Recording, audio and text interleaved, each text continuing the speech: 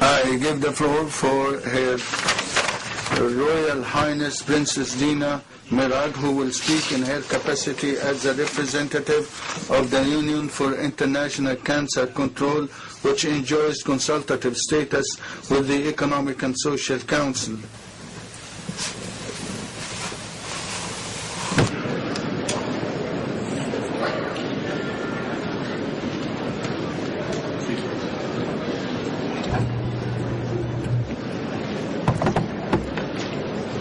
Mr. President, Mr. Secretary General, Madam Director General, Your Royal Highnesses, Your Excellencies, distinguished delegates, ladies and gentlemen, I am honored to be the representative of civil society on one of the most important health issues that we are facing in this century.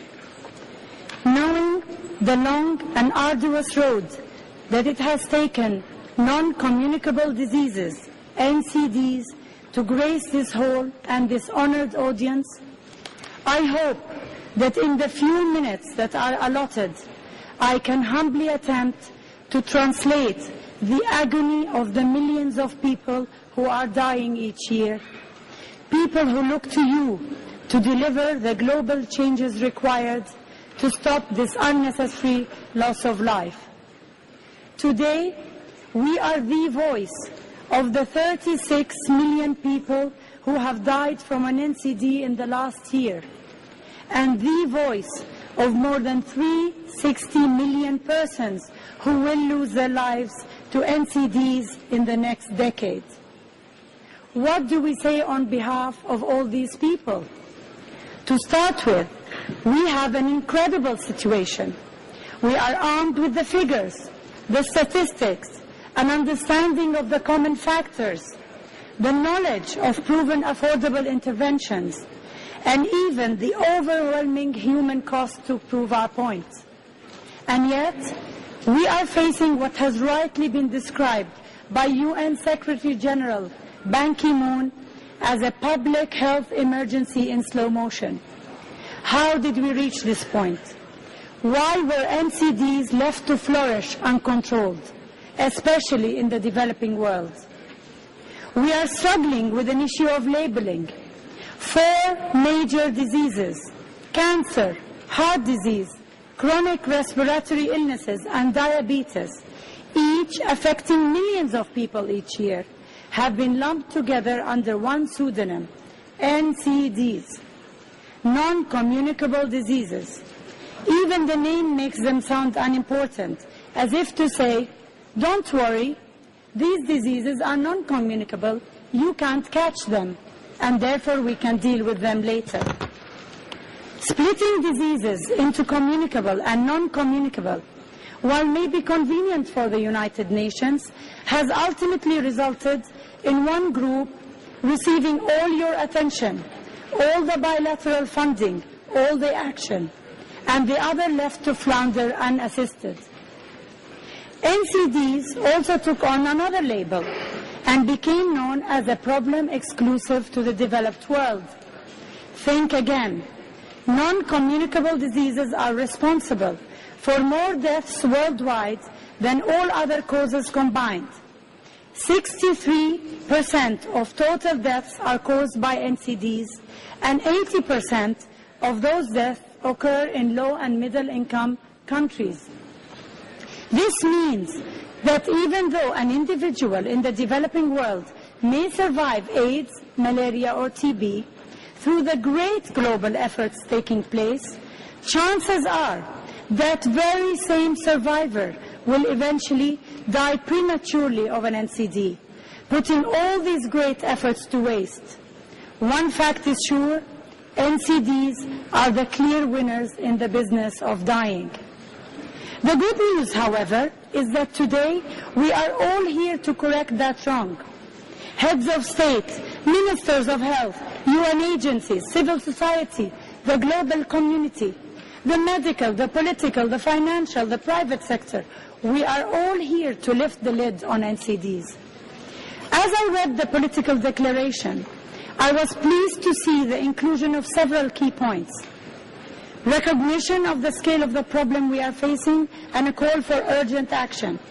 An understanding that NCDs are the great equalizers, affecting people of all ages, gender, race, and income levels.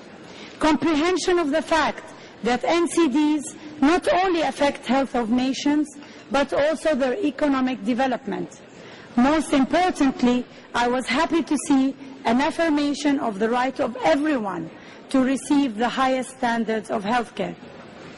However, I noted with great disappointment that the NCD burden is not recognized as an epidemic, but rather diluted into a challenge of academic proportions. Not one to be known for diplomacy, and I happen to be standing here with the microphone in front of me, I would like to say it as it is. Let it echo through this room. There is an NCD epidemic. The World Health Organization said it, NGOs said it, the scientific community said it, and most importantly, the 36 million people who lost their lives this year proved it. Let us not do NCDs another injustice of mislabeling. Let us acknowledge the scope of the challenge that is facing us for what it is. Otherwise, how else can we respond adequately and effectively?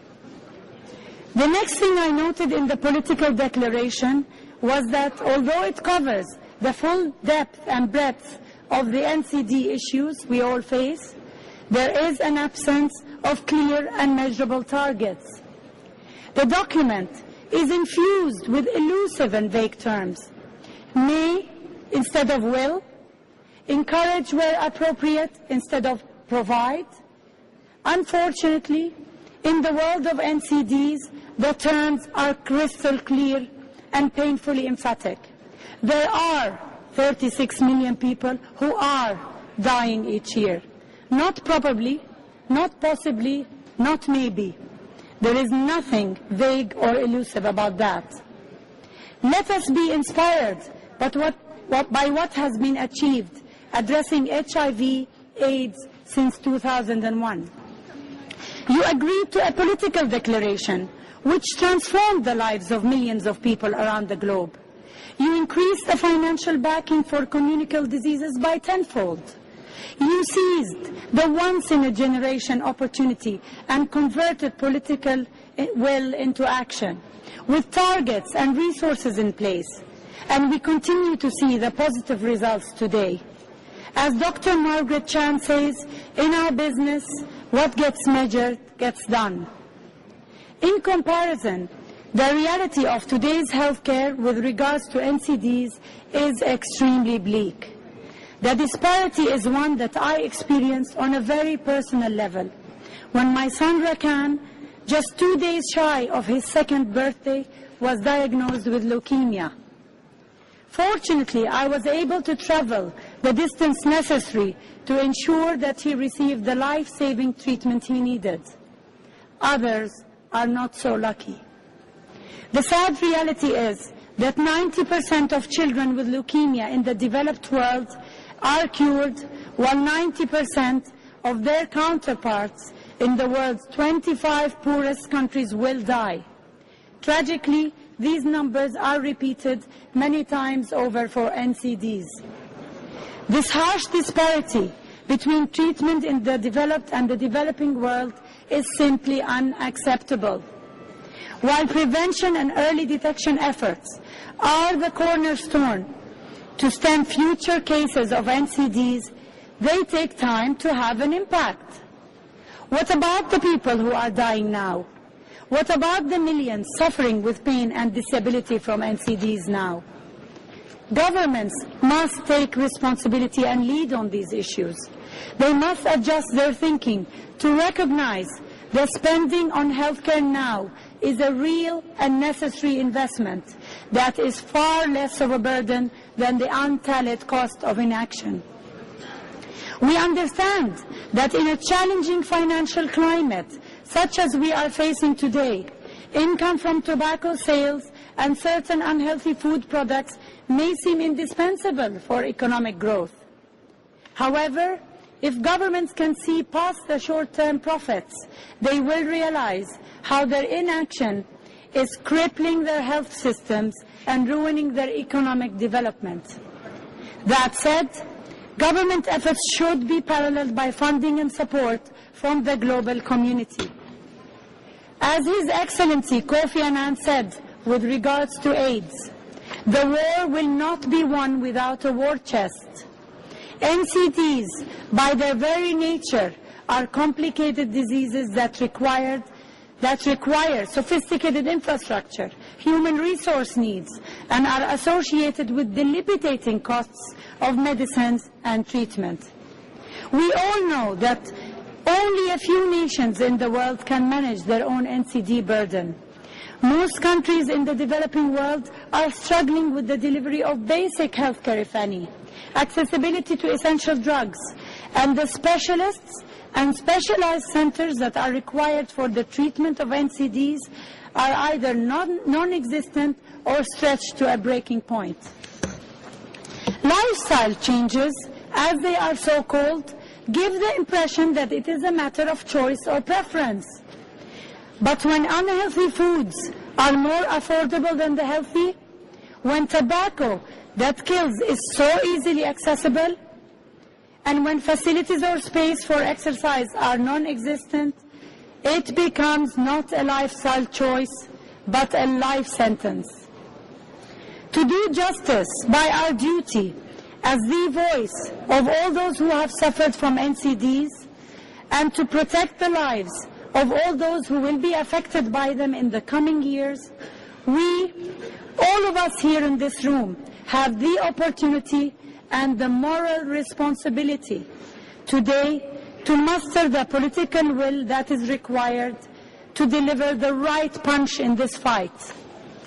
To start with, let us send a message to the world that we will take the necessary steps to reduce avoidable NCD deaths by 25% by the year 2025.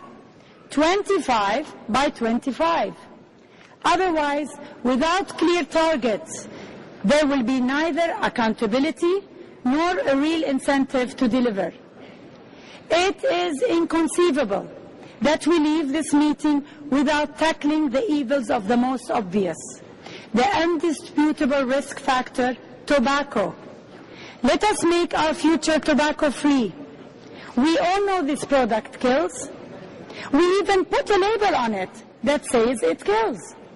This century, tobacco is expected to kill 1 billion people, and yet we still find it in every outlet, and increasingly so in the under-regulated markets of the developing world. Let us address the critical issue of treatment now. Let us facilitate the transfer of scientific knowledge between countries and provide essential medicines to those who desperately need it now. It is time for us to resolve to no longer measure the magnitude of the NCD epidemic in lives lost. It is time to quit numbering deaths and start counting survivors. Not only it is doable, it is simply impossible to ignore the predicament of 36 million souls a year on this planet and the unthinkable tragedy facing our future generations. Thank you very much.